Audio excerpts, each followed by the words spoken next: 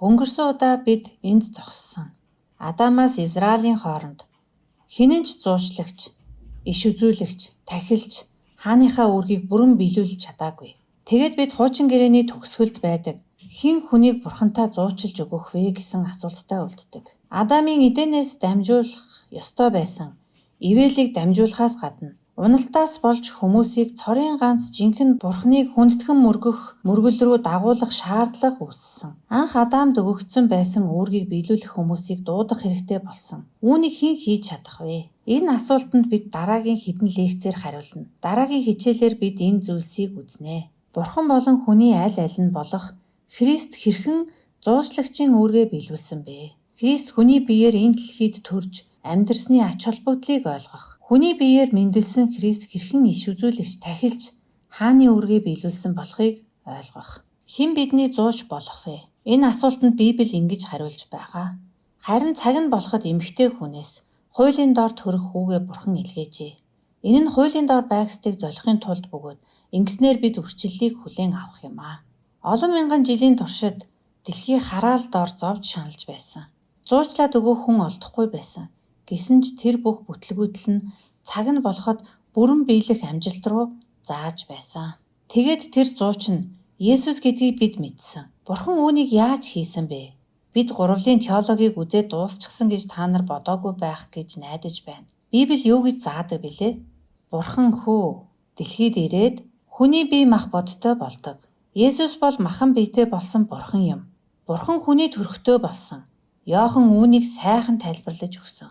Иохан 1-дэр Иохан үг онцолж нэрлсэн үүний тухай байсан. Бүх юм түүгээр бий болсон бөгөөд бий болсон юмсаас туйнгүйгээр бий болсон юм гэж нэг ч үгүй. Түүнд ам байсан ба ам нь хүмүүний гэрэл байваа. Гэрэл харанхуй гээгүүлэхэд харанхуй нь гэрлийг дийлээгүй юм. Энэхүү үг бол бүхлээрээ бурхан юм гэдгийг Иохан маш сайн тайлбарлсан. Тэр бол бүтээгч, гэрэл, харанхуй дийлдэшгүй тийм цэвэр ариун гэрэл гэдгийг хэлжээ. Үг нь бурхан юм гэж тэр өмнө хэлсэн. Тэгээд цааш нь үргэлжлүүлээд үг нь мах бод болж бидний дунд оршин бид түүний алдар сууг үзсэн. Энэ нь эцгээс цор ганц төрөгчийн алдар бөгөөд нэгүсэл ба үннээр дүүрэн юм. Үг нь бурхан байсан. Учир нь зөвхөн бурхан л хүмүүсийг аварч чадах байсан. Зуучлагчийн үүргийг хүлээж өмнө гарсан бүх хүн гим нүгэлтэй болохоор үүргийг гүйцэтгэж чадаагүй. Тиймээс бурхан өөрөө л аврах чадaltaй байсан. Тиймээс Есүс бол зөвхөн бурханы төлөөлөл байсан төдийгүй бурхан өөрөө юм. Христ бол бурхан. Тэр заавал бурхан байх ёстой байсан. Иохан юу гэж хэлсэн бэ? Үг нь бие мах бод болсон. Иохан үгээр юу гэж хэлж байгааг зөв ойлгох нь чухал. Мах бод гэдэг нь бурхан зөвхөн хүний биетэй мах яс цустай болсон гэдгээс илүү утгатай. Мах бод гэдэг нь хамаагүй өргөн утгыг агуулдаг. Библиэд мах бод гэсэн үг нь ялангуяа шинэ гэрээнд ихэнхдээ сүрэг утгаар хэрэглэгддэг. Мах бод нь хүний бие төдийгүй гим нүглийн хараалд өртсөн хүний биеийг бүхэлд нь илэрхийлдэг. Мах бод нь өлсөж сангаж, өвчин тусч, айдас хүйдэс давтдаг, урваж шарваж, ядуу зүдүү болдог, бусдын ашиг сонирхолд өртдөг зүйл. Хараалаас болж хүн дээр буусан бүх зүйлийг мах бод гэж хэлж байгаа юм. Тиймээс үг нь мах бод болсон гэж Иохан хэлэхдээ Бурхныг ямар ч зүйлд өртдөггүй супер хүн болсон биш. Харин Бурхан яг л бидэн шиг хүн болсон гэдгийг хэлсэн. Бурхан хүн болоод өөр дээрээ хараалыг бүхлээр нь авсан. Есүс супермен байгаагүй. Есүс бол та, би болсон юм аа. Яг ийм л байх ёстой байсан. Үгүй бол Есүс хүнийг бүрэн утгаар нь орлож зууч нь болж чадахгүй байх байсан. Ингэж хүн болоогүй бол Есүс Бурхныг л төлөөлнө. Харин бидний нөхцөл байдал огт өөрчлөгдөхгүй байх байсан. Үг нь мах бод болсон. Тэр бидний дэлхийд ирсэн. Тэр бид нарын нэг болон амьдарсан. Энэ утгаараа Есүс бол Бурхан хүн юм. Тэр бүрэн Бурхан бөгөөд бүрэн хүн учраас Бурхан хүн хоёрын хооронд зуучлж чадах төгс нэгэн байсан. Ингэж байж л Есүс дэлхийг аварч чадах болсон.